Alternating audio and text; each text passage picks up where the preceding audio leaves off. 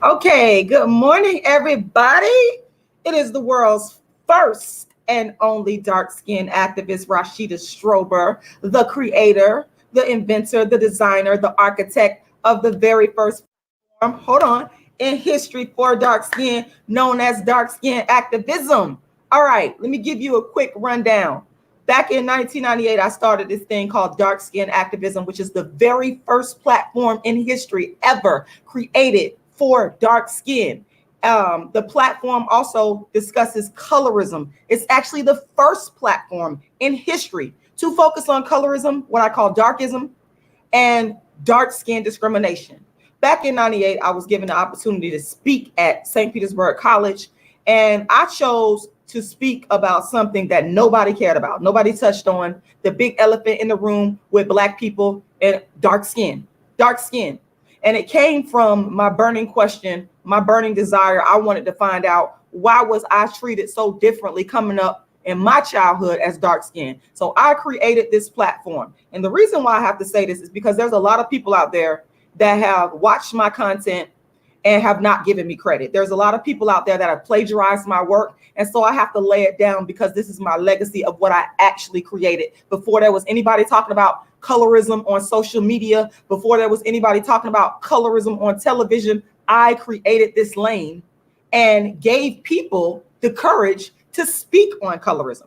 So back in 98, I gave birth to this thing called dark skin activism, which encompasses this discussion on colorism and darkism.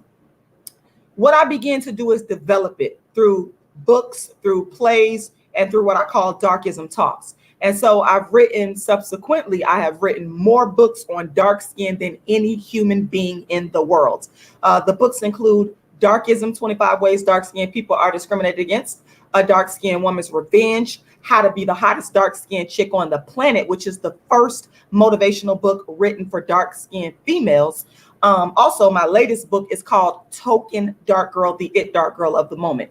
And you can go to my website, darkskinactivist.com, and you can find out more information about me. You can also Google me, Rashida Strober, the dark skin activist, and you can do your own research. So anyway, I continue to develop this thing called dark skin activism, and I brought it to the internet. Now, before I brought it to the internet, I had been doing dark skin activism for years. And this was before Dark Girls came out, all that. I precede all of that. So what happened?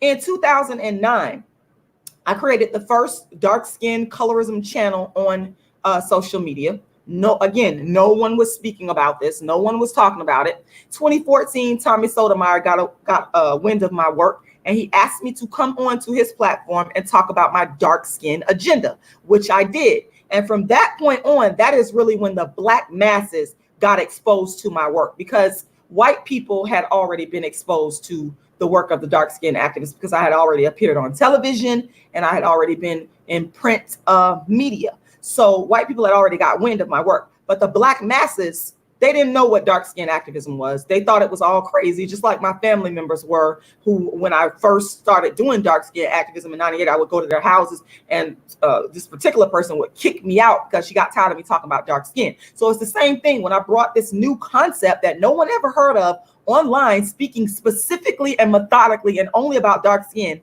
and these issues around colorism. Everybody said it was crazy. So in 2015, I blew up. The dark skin activist brand blew up. I had a beef, not Kendrick Lamar having a beef with me, because that man probably don't know me from Adam, but who knows, he could. With the internet, people could be anonymous. They could know you and not say nothing and be watching you. Anyway, I had a beef with Kendrick Lamar about his light-skinned girlfriend because I felt like he wasn't really representing what he was talking about in his music. And it came about as a result of a person that I had been counseling. I'm the first person to have this brand of dark skin colorism counseling, the first person, all these innovations, but no one gives me credit. People rip off my work. That's why I'm laying it down before I get into my commentary. So anyway, one of the people that I had been counseling, she came to me and she said, Rashida, what do you think about, and mind you, I had been counseling her for a year surrounding darkism and colorism issues. So she inboxed me one day on Facebook and she said, what do you think about Kendrick Lamar's new girlfriend? I said, I don't know who she is. So I went and Googled her, and I Googled Kendrick Lamar in the situation, and I went on Facebook and said what I said. And the post went viral. And that single event is what spurred the entire colorism conversation online and on television. Because before that, nobody was talking about darkism, colorism. By the way, darkism is a word that I coined, but nobody was talking about colorism. So what happened in the aftermath is millions of people around the world, particularly the Black audience, got exposed to my work. The Breakfast Club, and Charlamagne and the Breakfast Club made me donkey of the day for calling myself the dark-skinned activist. Bloggers wrote about it, made videos about it, and people said I was crazy. They said, what the hell is a dark-skinned activist? But a funny thing happened after that. People began to come to my channel, and y'all, I got lipstick on my teeth. That's okay. People began to come to my channel, my website, darkskinactivist.com, and my dark skin channel, and they would study me, and then they started plagiarizing my work. So there were people online. There's people online to this day. They had already built-in audiences because they knew how to market, and they came to my channel, plagiarized my original content and ideas that came from my books, and they took it back to their already built-in audiences who they had been only speaking to about Black issues, had nothing to do with colorism, because they didn't understand what it was or why I was even speaking on it. But they studied me, studied my work, went to my website, studied what I had on my website, my books, my plays, and began plagiarizing my work. And unfortunately, as a result of that plagiarism, now we have people talking about colorism because of Rashida Strober. So no Rashida, no colorism on social media. No Rashida, no Lupita. No Rashida, no colorism on reality shows like Love and Hip Hop. It all started with Rashida Strober, the world's first and only dark-skinned activist. So that is a brief introduction. So with that being said, I want everybody to know that I do have a dark skin campaign, end darkism campaign, should I say. And make sure you go and make donations to the campaign, because what it will help me to do is expand the Dark Skin Activist Tour, which consists of my creative works around only dark skin. Now, remember, I am the first person in human history to create a campaign, a platform only for dark skin in regards to the alleviation of darkism. No one has done this. And I'm the first artist, the first author, the first actress to focus my work only on dark skin. People are following in my footsteps. They're not giving credit, but it's not original what they're doing. I've created the lane. I created the platform that, like I said, they'll study me. They'll watch me because of the anonymity of the internet. People can watch you now, even celebrities, get ideas and steal from you. That is what has essentially happened to Rashida Strober, the world's first dark-skinned activist. But guess what? You're not the dark-skinned activist. It's only one dark-skinned activist, and you're looking at her. So here's what you can do. If you want to support the original Rashida Strober, the person that really created this colorism lane, this dark-skin lane, and that has proof of it, receipts all over the place. I mean, my work is just all over the place. Make sure you go and make a donation. So what you can do is you can go to my GoFundMe, and the link is right here in the description. And it's also in the chat box. You can also go to my PayPal and also make a donation. You can even go to my Cash App, which is Rashidalala. My goal is to raise $1 million, and I'm going to get it done. Anyone that gives in any amount over $40, I will be sending you a copy of one of my dark skin books. It will either be Darkism, 25 Ways Dark Skin People Are Discriminated Against, How to Be the hottest dark skin chick on the planet, because I sold out of that one. Token Dark Girl, the It Dark Girl of the Moment, or I will send you a Dark Skin Woman's Revenge, and it'll be an autographed copy. So go ahead and make those donations. Now, I want to get into this show, Ready to Love. Now, I only make content and come on and speak about what I'm passionate about and what I really like. Now, this show, Ready to Love, on OWN Network, I absolutely adore this show. Let me say that at the outset, okay? You got a bunch of beautiful Black people, and some of them mixed race. Y'all don't want to admit to that, but some of them are mixed race, like Alexis. She mixed with something. She's not fully Black. But hold on, let me talk about how I love Ready to Love. I just love the concept of Black people coming together, finding love, all these beautiful, good looking Black people. You know, it's just it's not ratchet. There's no ratchetness in this show. I just absolutely love this show. I cannot, Will Packer did a great job. Nephew Tommy, the perfect host for this show. This show is superb. I love it. I cannot speak highly enough of this show, Ready to Love, on OWN network, Oprah Winfrey's network. But here's the thing. Y'all know how the dark-skinned activists do. Those of y'all that's really following me, y'all know it's low-key darkism going on in this thing. Now, darkism, mind you, because people be out here stealing from me. They be out here ripping off the dark-skinned activists.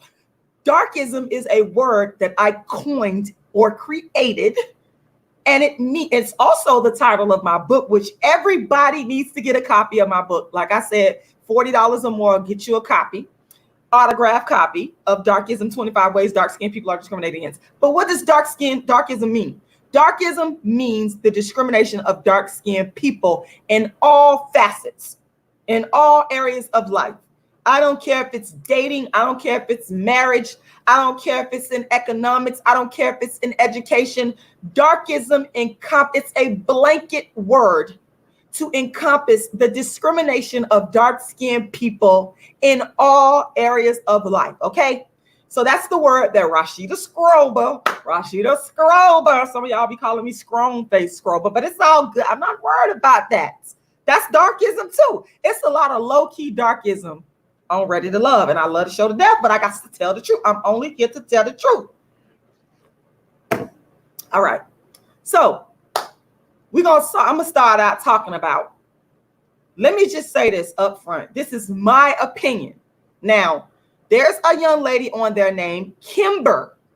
Kimber is actually the most beautiful one on the show, but because of darkism, the Black men on the show, and we're talking about dating and marriage, Black men, y'all be the ones that perpetuate this darkism thing. I know not all of y'all, I'm not here to generalize, but a lot of times it's the Black men that perpetuate the darkism in the dating and marriage choice. And this show is so exemplary of that. When I tell you that Ready to Love exemplifies darkism when we are talking about who Black men choose to date and marry, Ready to Love is no better show. Okay. Now, Alexis, light-skinned Alexis, mixed race Alexis. Some of y'all gonna disagree with me on there. This woman is exotic, if you will, mixed race. She is not a fully Black woman, y'all. Okay, she's not. And it's not an insult, because a lot of y'all have it confused. You guys will think that because I'm saying that she's mixed race, that I'm insulting her. That's not an insult. That is simply to tell the truth. Just because a person is mixed race, there's nothing wrong with that. Be who you are. Okay. The darkism lies in the fact that, good morning, everybody. Shout out to everybody that's watching. The darkism lies in the fact that Black people, we have deep-rooted self-hate. And we refuse to place the classical dark-skinned woman. I'm just waving at everybody because I'm looking at the chat and talking to y'all at the same time. We will not place the classical dark-skinned woman, the classical Black woman, should I say, that's the dark-skinned Black woman, at the top of the beauty hierarchy. We will not do that. We're going off of the European standard of beauty. And when we're dealing with the European standard of beauty, we know that it's white women at the top, the lightest, they're the lightest of them all. And then as we go down the hierarchy, it trickles down, and we find that the darkest skinned women are at the bottom. Black people are using that same exact hierarchy. Okay. We're not starting out with white women. I'm not going to sit here and say, I honestly don't believe that Black men prefer necessarily white women over Black women. I think that Black men prefer light-skinned women at the top. And when I say light-skinned women, I'm talking about the woman could be of any ethnicity.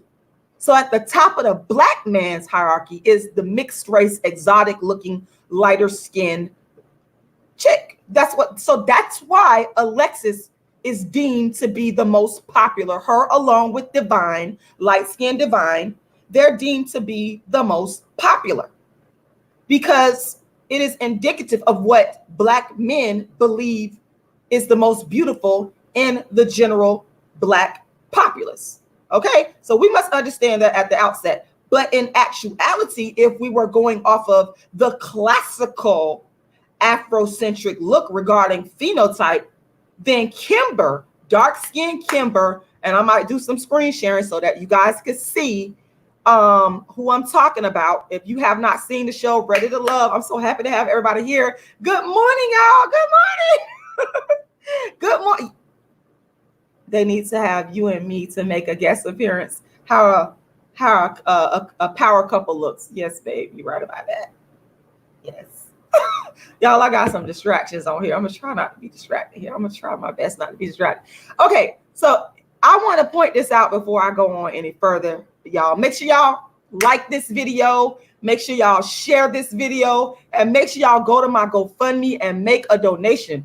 Y'all, if y'all were to donate in, whatever you can, you have no idea how much you will be helping me to expand the End Darkism campaign, aka the Dark Skin Activist Tour. So please make sure you go to my GoFundMe and make a donation. I put the link there, or you can go to my PayPal and make a donation. My PayPal email address is icecreamladydream@yahoo.com. Once again, that's icecreamladydream@yahoo.com.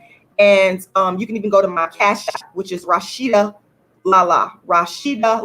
And you can find it on there. I'm easy to find. But I have got to do a screen share so that you guys can see what Kimber looks like. This is very important because what dark skin activism serves to do, and a lot of people will say, right, Rashida, you're just hating on light skinned women. No. I am not hating on light skinned women. It's never been about hating on any woman. Okay, that's not what this is about.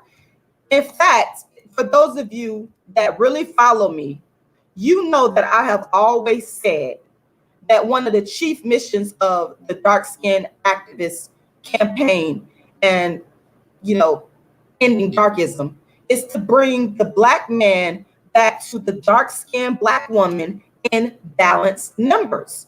Now, clearly, if we're looking at Ready to Love, there's an imbalance because there's more dark-skinned women on this show than light-skinned women.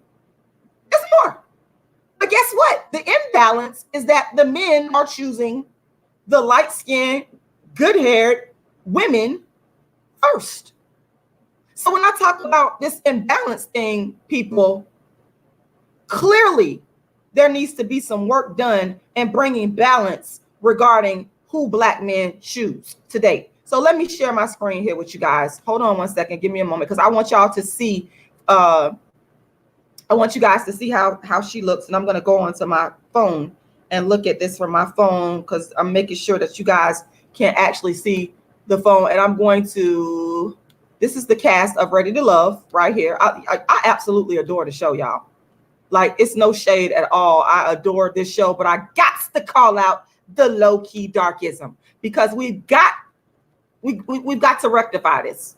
We got to rectify this, Black men. This is so important. Give me a second here because I want to make sure I'm seeing what y'all saying here. So give me a second. All right, there we go. All right, so you guys can see. Excellent. All right, so here we go. Now let's look at the women on Ready to Love. This is dark skinned Reva. She's dark skinned to me. This is light skinned Tundi. Let's see if I can click on there. Okay, that's light skinned Tundi. She's clearly light skinned. That's dark skinned Reva. Okay, let's hold on. I guess I gotta click on the cast because I'm trying to. Where's the rest of the cast here? Where they at? Okay, let's go this way. Okay, that's dark skinned Nina. Okay. I'm proving the point here to y'all. For those of y'all that want to try to come for the dark-skinned activists, you cannot come for me. You got to come for me with the truth.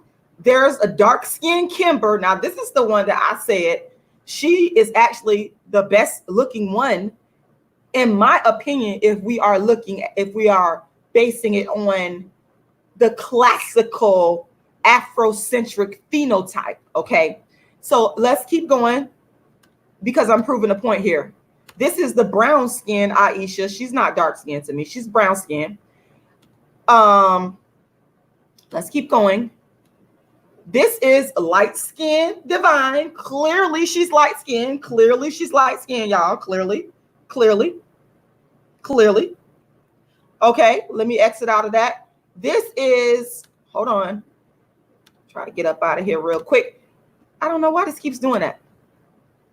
So I want to go to the next. It keeps giving me Divine. See, Divine, she don't even want to leave. See, this is what I'm talking about, y'all. Let me see if I can keep going here. There we go. Dark skin Christina, mind you, dark skin Christina, she was the first to get eliminated. Y'all see the imbalance here? And y'all want to try to blame it on, well, she was coming on too strong because she's an attorney and she was coming on too strong. No, I don't agree with that. It's not a coincidence that the dark skinned woman was the first to go from this show. All right. So let's keep going here. That's Christina. Well, we got to get to, this is the brown skin Ashima, and brown skin Angie. And this is their favorite. This is the favorite, Alexis. She is clearly mixed with something. She is not fully black. You can look at her hair. That is not weave. That is her hair. That is the type of hair that in the black community we would call good hair. And I'm going to show you guys another picture of her. Let's see, Alexis, Ready to Love. That shows you that she's actually mixed race because she had her hair in a different style. There it is right there. There we go. This is her. She has the long, curly, good hair that black people praise and adore and worship and are obsessed with, and the light skin. Now, if you look at the picture of her over here, clearly she has on darker makeup. But over here, I can see that she's mixed with something. So for those of you that came to my channel before and y'all was telling me, oh, she's not mixed, she's a black woman. Folks, this is the woman. Let's just be honest here. The woman is a mixed race woman. And again, this is no, as much as y'all want to try to say, I don't like light skinned women, I'm not going to let y'all do that. I am simply, as the dark skinned activist, critiquing darkism. This is the lane that I created. This is what I do. It has nothing to do with not liking her. I don't know her as a person. I am critiquing darkism as it relates to black male dating choices. Okay. So it has nothing to do with me not liking her. But again, we can see that she cut her hair short. There she is. Her skin is a little bit darker, but she is a mixed race female. Now I'm pretty sure she has some black in her, but she's not all the way black. Okay, that's a fact. Now let's go to Kimber. This is Kimber right here. Kimber is in my opinion, she's the best looking one on the show. And she's the classical black female. I mean, look at her facial features. She's dark skinned. The nose, this is what the hair, this is what the black men should be choosing. She should be at the top of their hierarchy, but she's not. So I just wanted to make a point there and show you guys the imbalance. When I talk about bringing the black man back to the dark-skinned black woman imbalance, I'm saying that we just saw on the Ready to Love website, we just saw that the majority of the women are dark-skinned, but it's out of balance because the black men have chosen Alexis and Divine, two light-skinned women, as the most beautiful, as the most desirable, as the most popular. And if we go back to our high school, let me tell y'all something. I go back to my high school days, my middle school days. It's the same scenario. These boys to men, shout out to boys to men. Shout out to the group Boys to Men. But these boys that have become men, they took their same notions and beliefs that was in middle school, elementary school, even in high school, and now it's played out as adults on shows like Ready to Love. Understand? Okay. So, I remember when I was in high school, there was this, I'm going to stop the screen sharing. There was this light-skinned one chick. And by the way, again, this is the campaign, guys. Make sure you go and make a donation.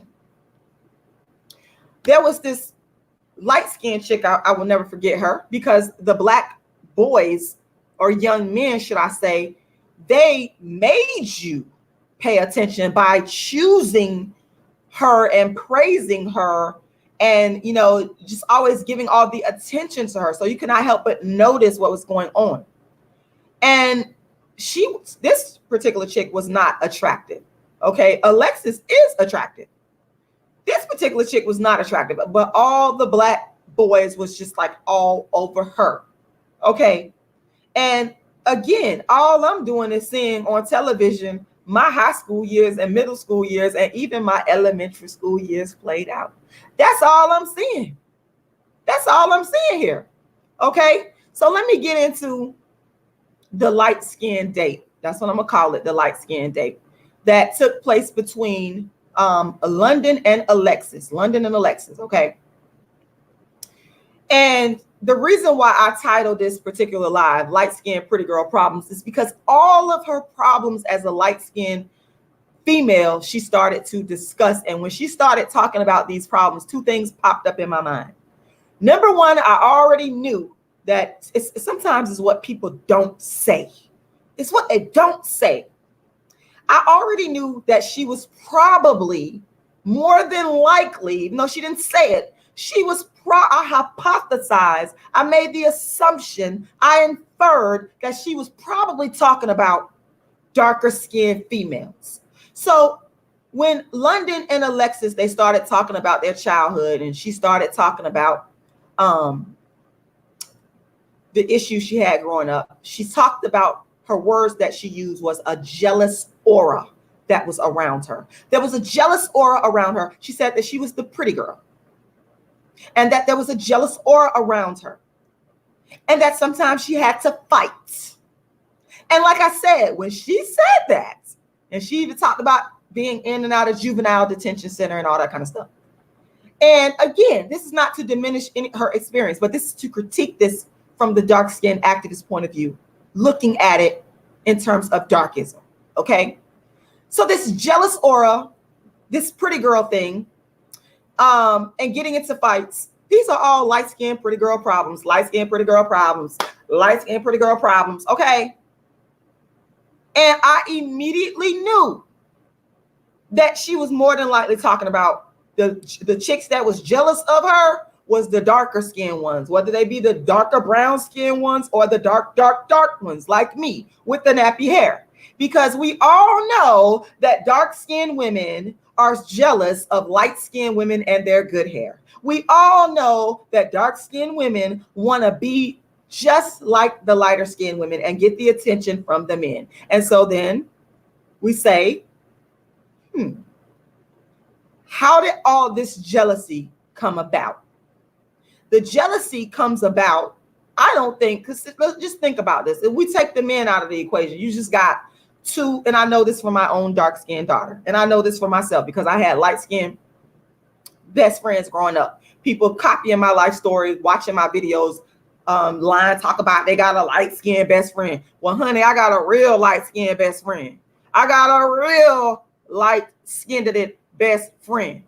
Okay, and the light skinned best friends that I had, honey, I was not jealous of my light skinned best friends. Hold on, let me do a quick screen share because I got a real light skinned best friend, the real light skinned best friend, not the fake one. I ain't had to watch nobody YouTube video and copy what they were saying. That is my light-skinned best friend right there. And some of y'all go, oh, she ain't light-skinned. She is. The one on the right, she is light-skinned. She is. I'm not going to sit here and argue with y'all about whether or not she is light skinned, but shout out to Shamina, she light skinned. But I had light skinned best friends all throughout middle school, and I was never jealous of them. We had a good time, we had fun. It was no hate, it was no jealousy, it was no envy, it was none of that going on. We did not have those issues going on. When I started to see the so-called jealousy and envy is when the Black men entered the picture. And I do have I got another picture of my light-skinned best friend. Hold on, y'all. My light-skinned best friend. My light-skinned best friend. Everybody be copying the dark-skinned activist, but you're not the dark-skinned activist. That's my real light-skinned best friend. Shout out to Shamina. Shout out to you. This is the real deal. They want to rip off. They want to be the dark-skinned activist. Going so far as to steal shit from my own real life. This girl and her mother took me out of homelessness, 14 on the street. I guess you're going to say you was homeless and your light-skinned best friend came and saved your life. I guess you're going to say that too. You're not the dark-skinned activist. You're not. I just don't appreciate people plagiarizing my work when I'd have actually gone through hell and high water for real. And I shared my story with the world and people just come to my channel and they feel it's appropriate to steal and plagiarize. You'll never be me. You'll never have gone through what I have gone through because half of you probably wouldn't be able to handle it. Half of you don't even know nothing about sleeping in abandoned houses. Half of you don't even know nothing about having to figure out a way to take showers. And half of you don't even know, half of y'all don't know nothing about that. So while you up here trying to be the dark-skinned activist, you'll never be the dark-skinned activist because you can't be me, because you can't handle being me.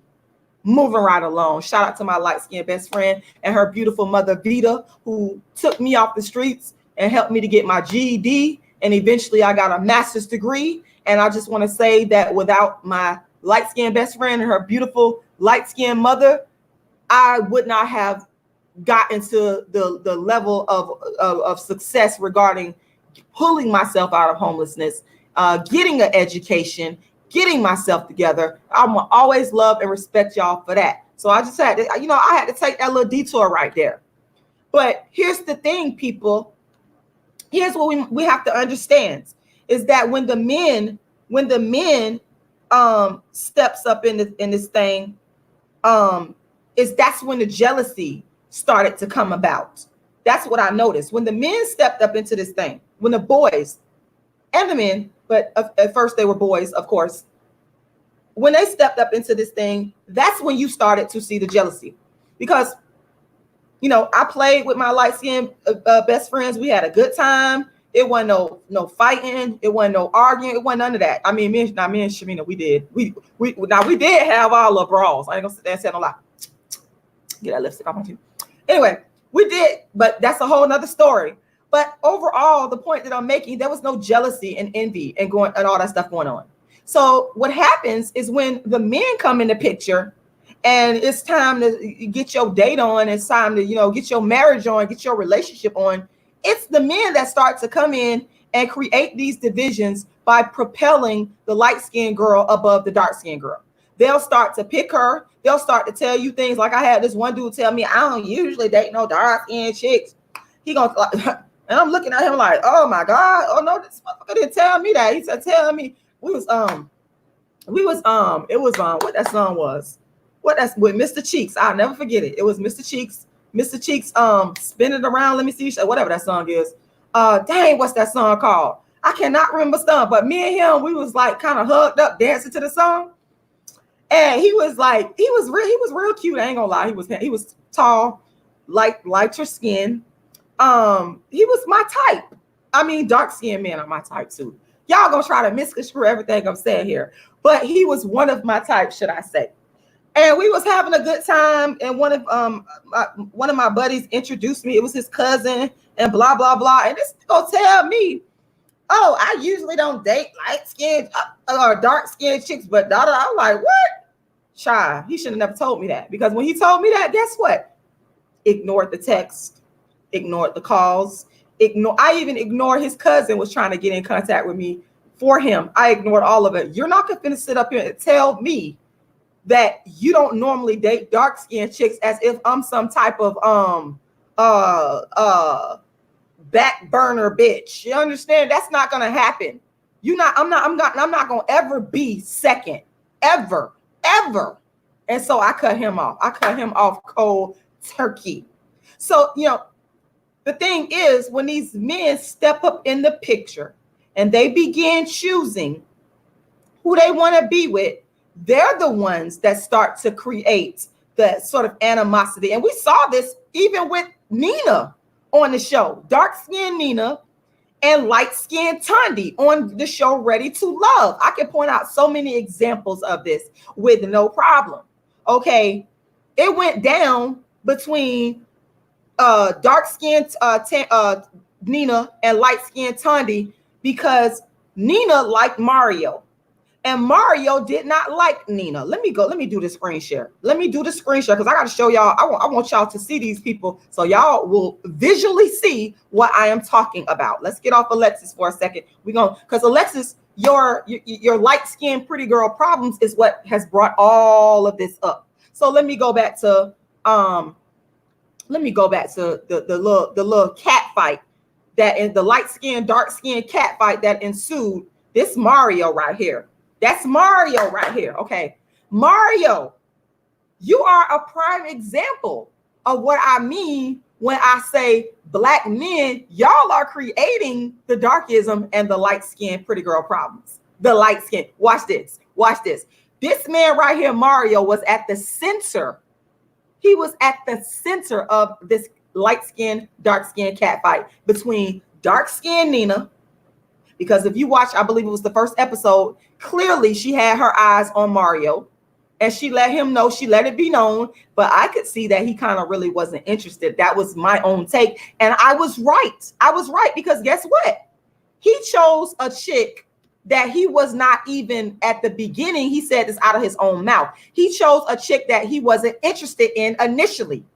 He went out on a date with Tandy and chose Tandy, light-skinned Tandy, over dark-skinned Nina, a chick, Tandy, that Mario said out of his own mouth that she wasn't even on his radar.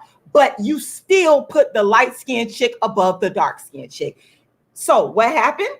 Let me tell you what happened. I'm finna stop the screen sharing. What happened between light-skinned Tandy and dark-skinned Nina is when Nina realized that Mario was not checking for her like that.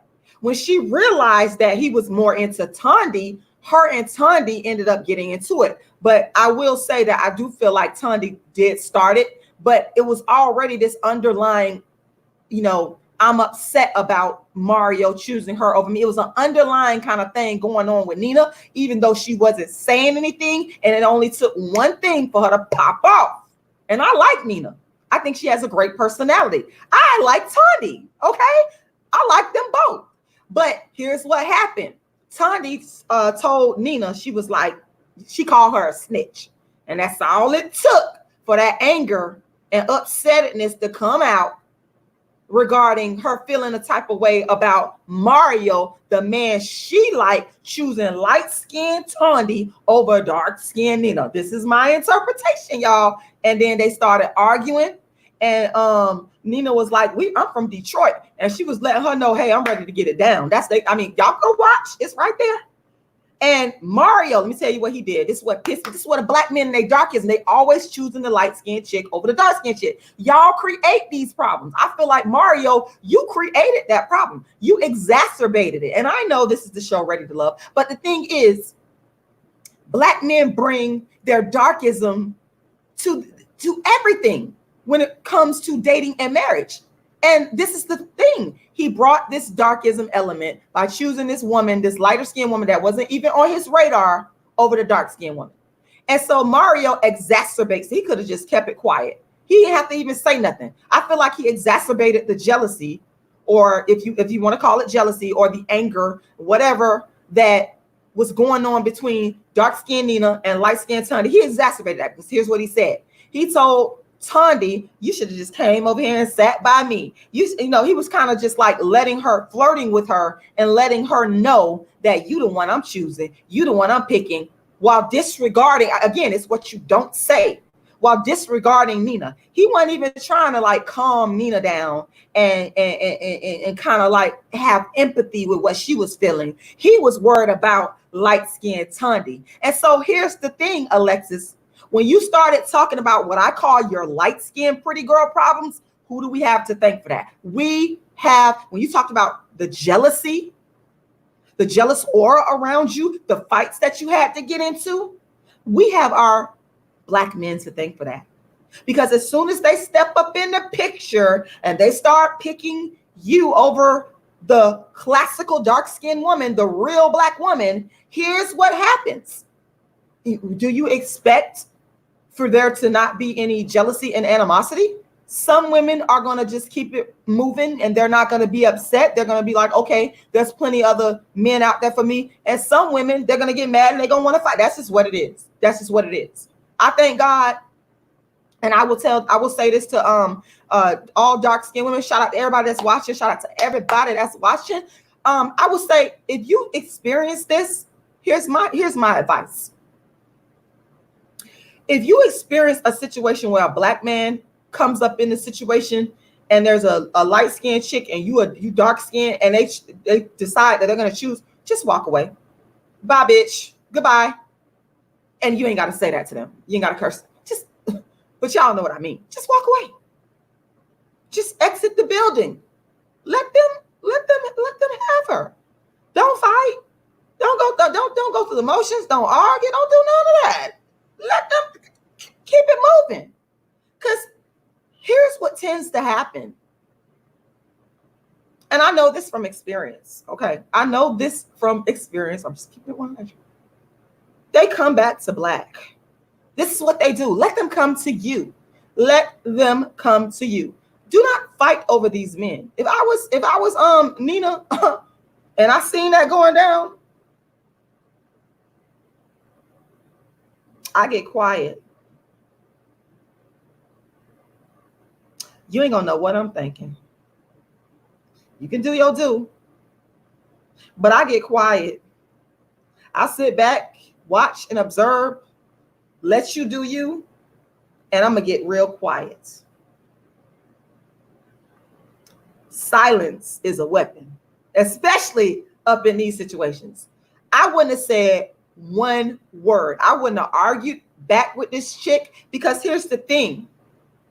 Nina already was feeling a type of way, dark-skinned Nina, because she knew that it was, something going on between Mario and Tundi. She was already feeling, you have to say that she was feeling away, because why else would she have sort of lashed out at Tundi after Tundi called her a snitch, even though I felt that was wrong. But I would have just, at that moment, I would have gotten quiet and let the chips fall where they may. You understand? Don't give these men that type of power. They don't deserve, they're already inflicting darkism on you. They're already trying to damage, some of them, and they don't even realize this, whether they know it or not, trying to damage your self-esteem as a dark-skinned woman. Don't give them more. Don't give them more. Don't make them feel like you're fighting over them. No, you're the prize. They're supposed to be fighting over you. It's not, and that leads me into, before I get into speaking about Jimmy and dark-skinned Kimber, I have to address the battle of the light skin, because light-skinned Divine is feeling a way about the situation that's going on, the chemistry that's going on between light-skinned, good-haired London and Alexis. Because London is clearly checking for Alexis. He checking for her hard. He is really attracted to this woman. And Divine is also attracted to London. So you got two light-skinned women, the ones that are the most popular at the top of the hierarchy. It's going to be interesting to see how this is going to play out. And the reason why I say it's the battle of the light skin is because whenever Alexis was talking about what was going down between her and London, they panned the camera on Divine's face, and you could read her face. You could tell she ain't like that. She ain't like that. Even when they was at the mixer, when they first met each other, she told her friend Chica, she was like, go over there and break that up. When she saw Alexis and London over there just building with their chemistry.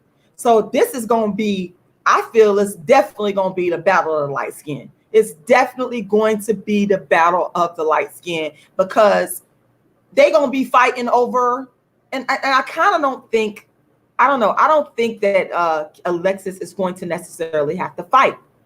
I don't think that. When she came into the show, she said that she didn't see the other women as competition. Okay. And to me, what you're saying is, I read that as, I don't see these darker skinned women as competition, because I know that I'm always going to be the first round draft pick. And you are absolutely right. To me, that's darkism in and of itself, saying that you don't see the other women who are darker skinned. And y'all can go back and watch this, because she did say this. She said she does not see the other women as competition. And again, in my mind, that reads, you don't see the other darker skinned women as competition. Because you know that you said that you were the pretty girl.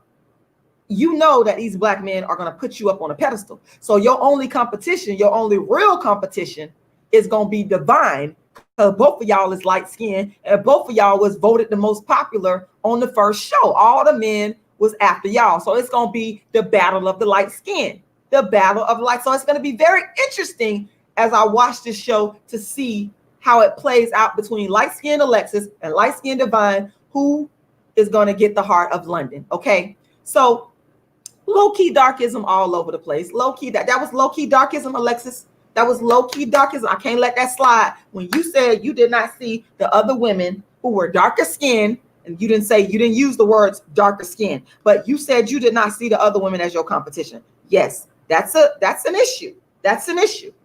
So let me move right along here. Let me talk about, I want to just get to Kimber, the darker skin date. Kimber is the second round draft pick for Jimmy.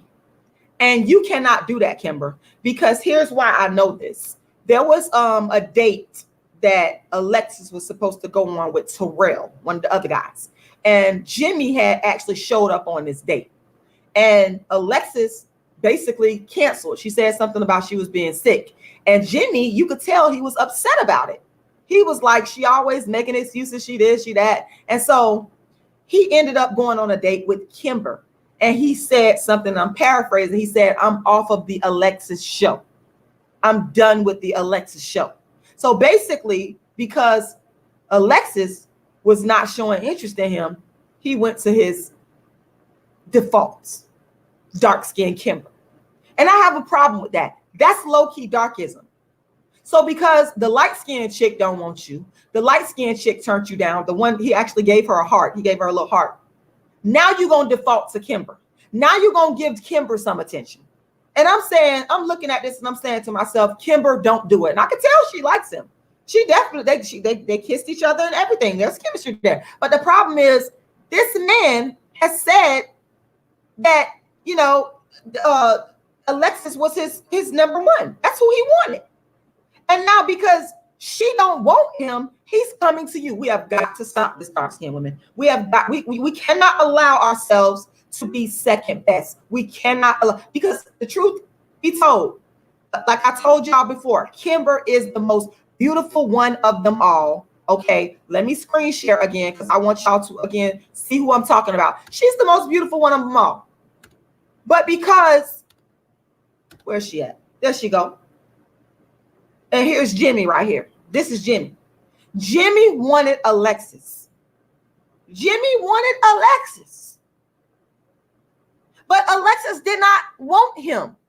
Alexis is into London. She doesn't want you. Light-skinned Alexis turned you down. So because light-skinned Alexis turned you down, now you're going to come running back to Kimber. Kimber, do not fall for it. Do not fall for it. And that's the mistake that a lot of us dark-skinned women make. And some of us don't know it. Because here's the thing. If a man, if I'm a man second to a lighter skinned chick, and by the way, y'all, that's London right there, the one that everybody gawking over. And to me, he's not that hot, but what it is, whatever. But here's the thing. If I ever find out that a man has chosen me second to a non-dark skinned woman, I'm out. I'm not sticking around, because I need to be your first choice. I need to know that you're there for Rashida Strober, dark skinned Rashida Strober. I need to know that you found me beautiful and attractive. You cannot leave your light skinned or mixed race woman and come to me. And that's the situation in my counseling that I have found. That messes up a lot of dark-skinned women's heads. And I know, because I am the first person to ever do colorism or dark-skinned counseling. People love to steal from me, but you're not the dark-skinned activist. I got the receipts. Understand, I had a situation where a person I was counseling, the same situation happened to them. The dude was coming back, getting money to give to his light-skinned new girlfriend. Let me tell you something. What you need to do is cut him loose, Kimber. Do not fall for that. Because if this man was really into you the way that he was supposed to, he would have chosen you off the top. You are not second best. You are not. No, you are not. So this situation really upset me. And it's going to be hard, y'all. It's going to be hard. It's going to be hard. Yes, Truck TV, Miss Mac, you said, let me read your comment. You said, she doesn't know her self-worth. Even Kimber felt some type of way because Alexis discarded his heart like it was nothing. Absolutely.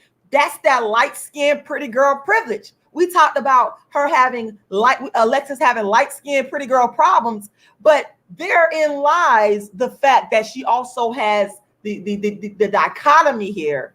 The irony here is you also have that light-skinned pretty girl privilege where you could just take a man's heart and discard it and say, I don't want you, and throw the dog a bone over there to the dark-skinned chick. Because that's exactly what happened, y'all. This is exactly what has happened. So that's why I'm saying, don't take the scraps, Kimber. You look better than her to me, than Alexis. And again, y'all could get mad. I know people gonna watch this and be like, you hate, like, I don't care. Alexis is a pretty woman, but to me, Kimber looks better than her. It's too bad that the black men, some of our black men, got so much self-hate that we cannot see the beauty in our own. We cannot see the beauty in full blackedness. We cannot see it. But Kimber, she needs to dismiss this dude. She needs to dismiss this dude, okay? She needs not to look at him. There you go, right there. Okay. You're good looking. I'll give you that, but you're not all that. You're not all that, Jimmy, for somebody to be gawking over you like that, for somebody to be playing second fiddle to you. You're, in my humble opinion, you're not all that. So I'm hoping that Kimber does not take the bait.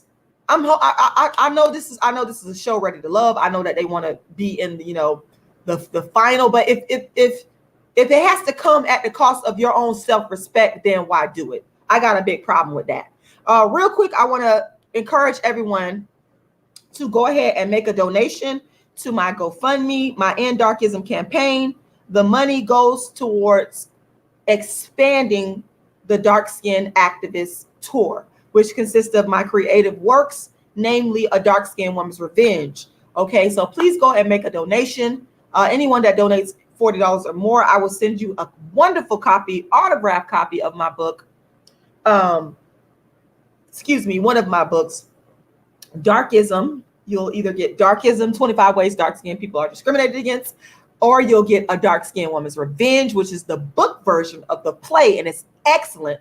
Or I'll send you Token Dark Girl. And all of them excellent reads. You're going to absolutely love it. Autographed copy. So make sure you go and you make that donation. I'm going to go ahead and drop that link in the chat box here for you guys.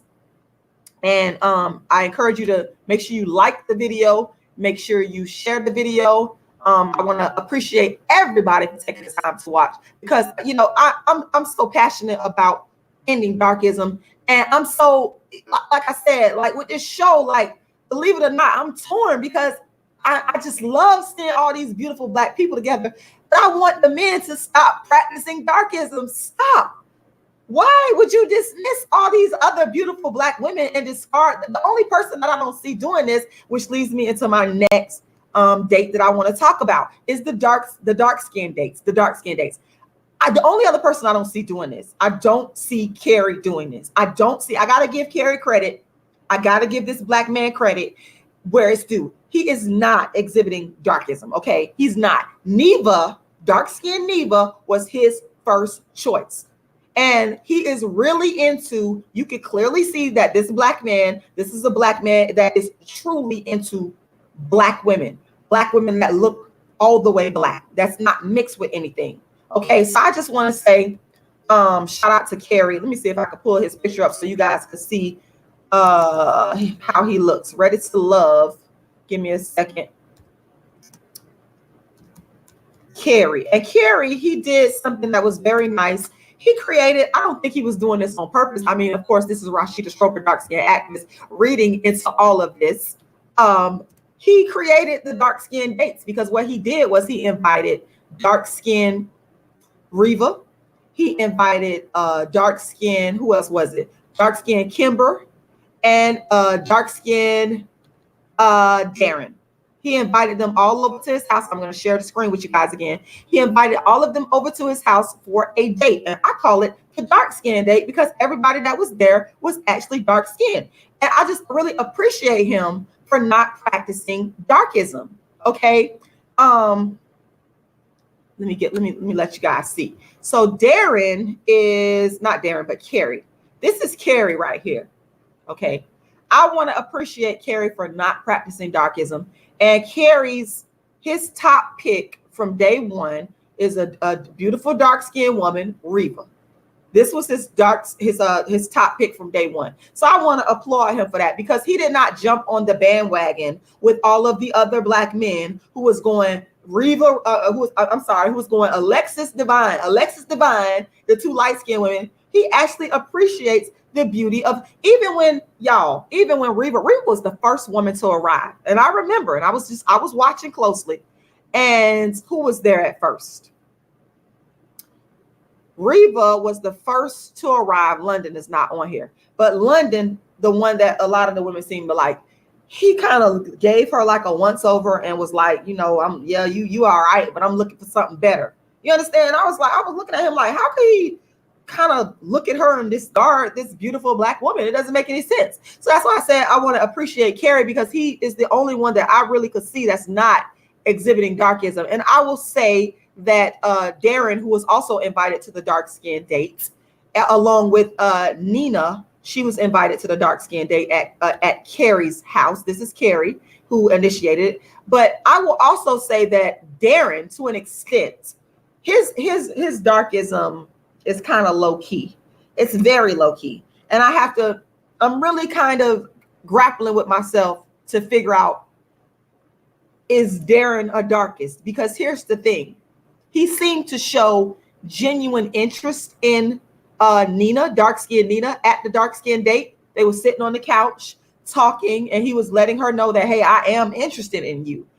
But the woman that he gravitated to the most and he likes the most and who was his first pick is the lighter skin Ashima.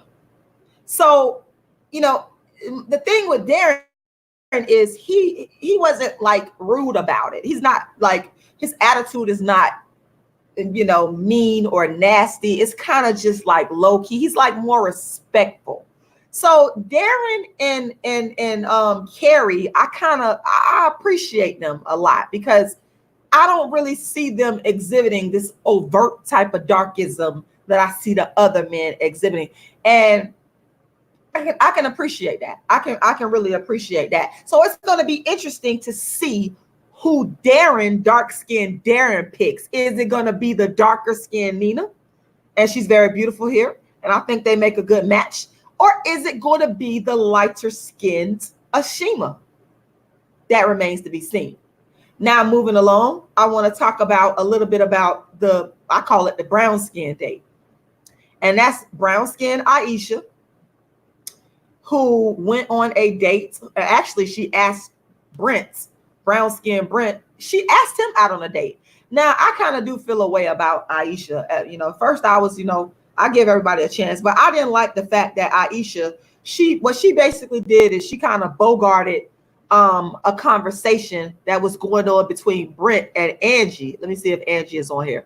I don't think Angie is on here, but she bogarted a conversation that was going on between Brent and brown skin Angie. Let me see if I could go to the website here and let y'all see brown skin Angie. That's why I call it the brown skin date.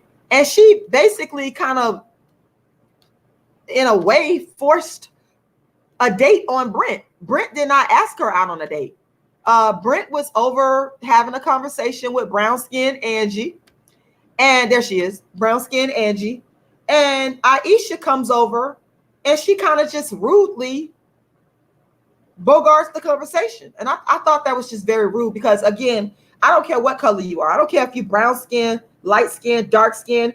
I don't think that you should be forcing yourself on a man. Where's she at? Let me pull her back up. Aisha, you should not be forcing yourself on a man.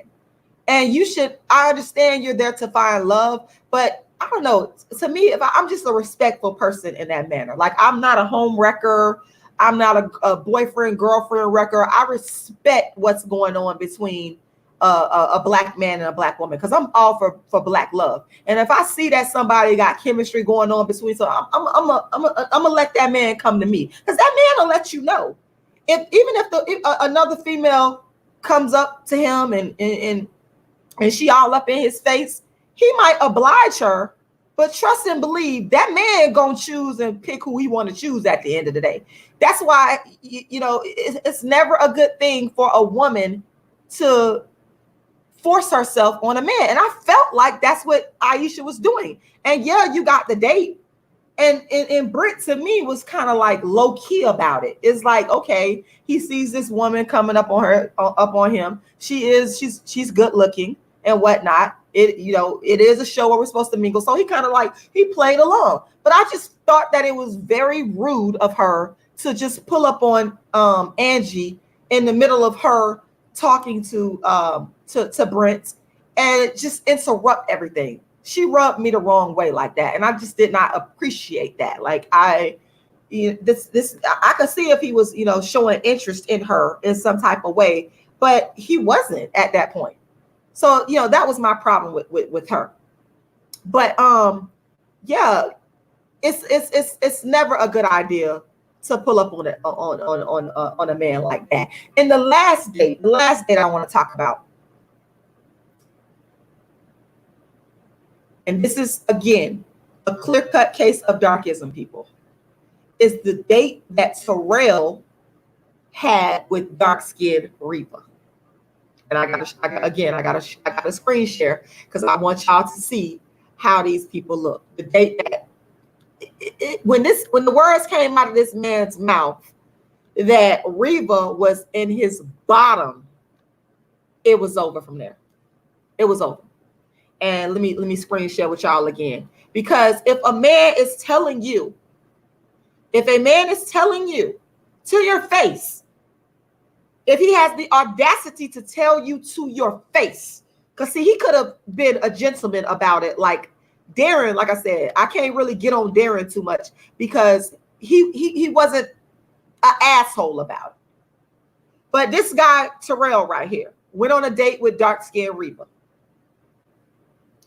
And he tells Reba that she was in his bottom. Dark-skinned Reba, he tells her, and mind you, guess who was in his top? Can anybody guess who was in Terrell's top?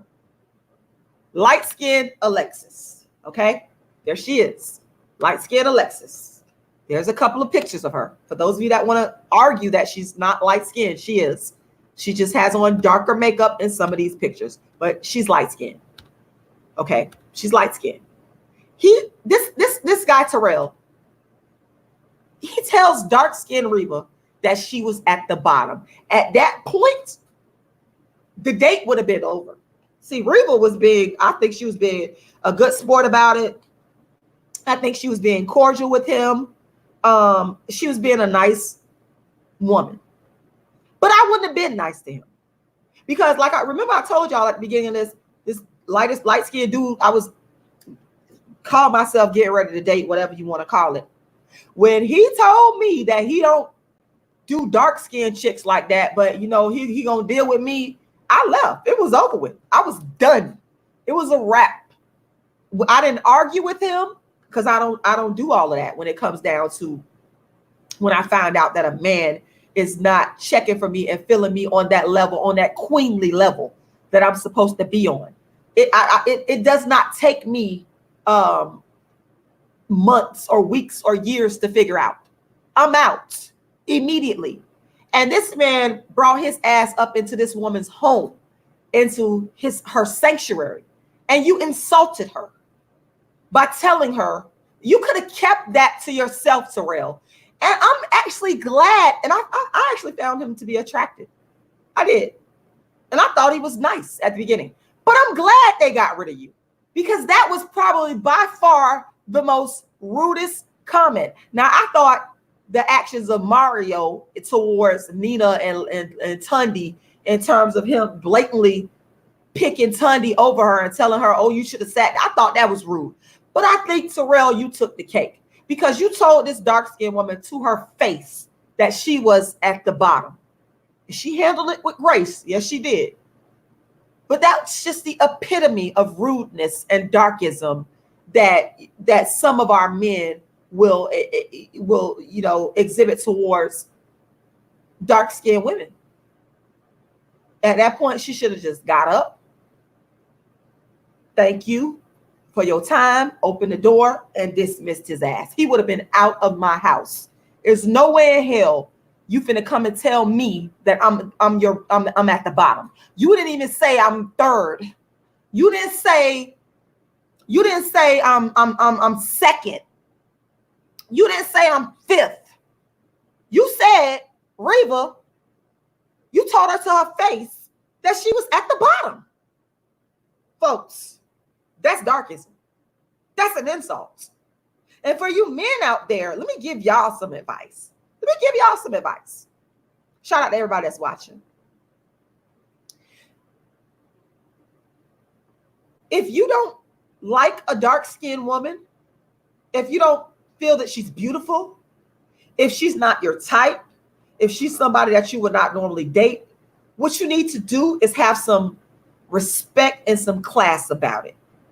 Okay, like Darren, I'll give him credit for that.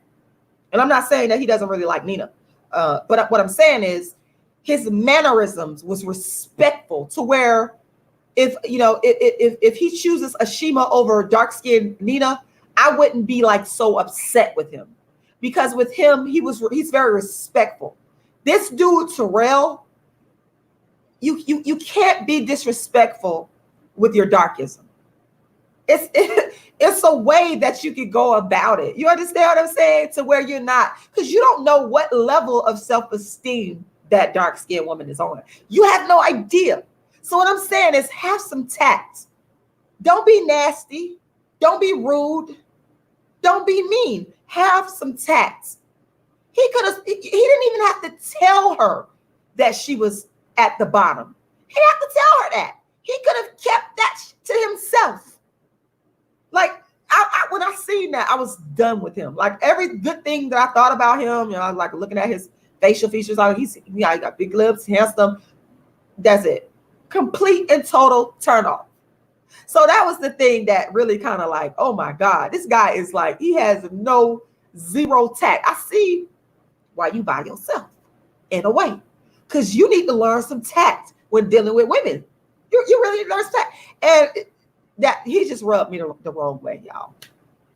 And that's what I saw with this. I believe it's the third episode of Ready to Love Own, a show that I love. I absolutely adore the theme song. It's one of the best theme songs I ever heard. I wish there was a way to like buy the theme song, so I could listen to it over and over again. Like I really like Ready to Love, y'all. Just looking at some of the comments here real quick, I want to say thank you to everybody that's watching, and I want to encourage you guys to go to my GoFundMe and make a donation. Anyone giving $40 or more, once again, I will be sending you an autographed copy of one of my books. The books are $40 each now. I would love if you ordered all 3 books. I got Token Dark Girl, The It Dark Girl of the Moment available, A Dark Skinned Woman's Revenge available, and Darkism, 25 Ways Dark Skinned People Are Discriminated Against. I got to read your comment, Truckett TV, Miss Matt. You said Angie and Nina have to be more aggressive. This is a competition. And I see your point there. I absolutely see your point. But here's the thing. I don't know if having an aggressive nature necessarily works in a dark-skinned woman's favor. We say that, but in practice, the dark-skinned woman always gets the stereotype. The dark-skinned woman always gets the negative side of the aggressive behavior. Because if you ask me, I feel that Alexis and light-skinned Alexis and light-skinned Divine, I feel they're aggressive. I do, but because they're light-skinned and all the men are chasing after them, you can't really see it. But the way that Divine was behaving towards London, it was aggressive. She was like, I love you. That's aggressive behavior, to tell this man, oh, I love you, and you don't even know him. Even though she was joking, she was being aggressive towards him, assertive, aggressive, whatever you want to call it. But when a dark skin, so going back to the attorney that got eliminated, she was, saying what she wanted. She wanted kids. And the men were like, so that leads me to believe that the common denominator is the skin color. Why is it more acceptable for light-skinned Divine to tell the London, I love you, and, push it all up on him and let him know, hey, I'm checking for you. But when the darker skinned attorney tells these men, hey, I want a baby and I want to get married, they eliminate her from the show. They did it because she's darker skinned. It's subconscious, covert darkism. It is. We may never admit to it, but that's what it is, folks. That's what it is. So, that's my assessment of it. I really love watching the show. What I'm going to be doing, of course, I'm going to watch it this weekend. And if I see Darkism in there, I'm going to come back on here and I'm going to update y'all and let y'all know what I think. Like I said, overall, I really love this show. And I'm hoping that the people that are on there, that they are ready to find love. I hope they do. I really do. And just going back to the darkism on this show, Ready to Love, and how the men choose the light-skinned women over the dark-skinned women. Even if we go back to Ashley, dark-skinned Ashley on the first season of Ready to Love, if we honest with ourselves, we know that Alex, he chose Ashley as the default. The only reason why he chose Ashley, dark-skinned Ashley, is because light-skinned Tiffany wouldn't act right. She wouldn't get it right. That's the reason. If light-skinned Tiffany would have got it right, he would have chose her over Ashley. It's like the dark-skinned women are always the defaults. They're always the defaults, okay? The dark-skinned woman, Shay, the reason why she was the first round draft pick and the reason why she ended up with love is because she was what the dark skin activist calls the acceptable dark skin. She had that dark skin like Chili from TLC with the good hair. That's why she was chosen. But in all the other cases, we are clearly seeing a situation where the dark skin, even though they're beautiful, like I said before, a dark skinned woman can be beautiful. She can have a nice shape. She could, have her business together, her money. She can have all that together. But it's still not enough. And we clearly see, as much as I love this show, Ready to Love, we clearly see this on the show, Ready to Love. The men continuously choose the mixed race, exotic looking women over the dark skinned women. And it's darkism. It's wrong. I hope that a dark skinned woman finds love. I'm not sure that Kimber, the one that I believe that is the prettiest one, I'm not sure she's going to find it. Because if she's seeking it with Jimmy, she was not Jimmy's first pick. So when I look at what are the prospects of the dark-skinned women finding love on Ready to Love, I don't know, because I was disappointed by the first Ready to Love, where the dark-skinned woman was chosen as the default, and the acceptable dark-skinned woman was chosen, mind you, over the authentic dark-skinned woman. Make no mistake about that. We can go back and look. We can when we compare Shay to I cannot think of her name, but she was the second, again, always the real dark-skinned woman, the authentic dark-skinned woman, the classical dark-skinned woman with the nappy hair, the real kind, always chosen second. And that's a pattern that I see with this show. But again, I can't necessarily blame it on the show. It is a Black problem that we have with darkism and self-hate. So going back to the title, the light-skinned pretty girl problem that you had, that you talked about, Alexis, in your date with London, you have Black self-hate to thank for that. The fights that you said you got into, the aura of jealousy that you said was around you, we have Black self-hate to thank for that. And we as Black people, especially our men, we got to get to a point where we are willing to put the classical dark-skinned woman at the top of the beauty hierarchy. And until we do that, we're going to continue to see light-skinned pretty girl problems. We're going to continue to see an imbalance between the Black man and the dark-skinned Black woman. We're going to continue to see that. So with that being said, I want to once again thank everybody for taking the time to watch the world's first and only dark-skinned activist, Rashida Strober. No Rashida, no colorism on social media. Don't ever get it twisted. And I want to invite everybody to make sure you donate to my campaign. It's called the End Darkism campaign. And the campaign, the funds go towards funding my next Darkism, Dark-Skinned Activist tour, which features my creative works. So the tour has got to have funding in order to keep going. Okay, I'm actually looking for sponsors. I'm looking for people that believe in my work. I'm looking for people to donate, make a donation. All you have to do is go to my GoFundMe and make that donation. And I'm going to put that link there. If you go and you make a donation of any amount, I would be more than grateful for that. But if you make a donation of over $40, I will send you a copy of one of my books, one of my Darkism books, or one of my Token Dark Girl books, or A Dark Skinned Woman's Revenge. So please go and make a donation.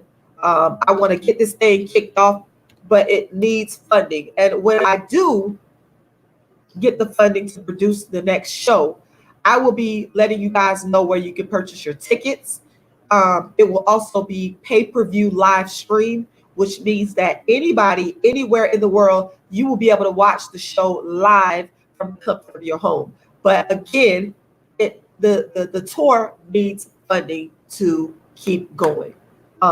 So make sure you go to either my PayPal, I just put the email address there. My PayPal email is icecreamladydream@yahoo.com, and make that donation, or you can again go to my GoFundMe and make that donation. And I want to thank every single person for taking the time to watch. Make sure you subscribe to the channel. Thank you to all of my new subscribers.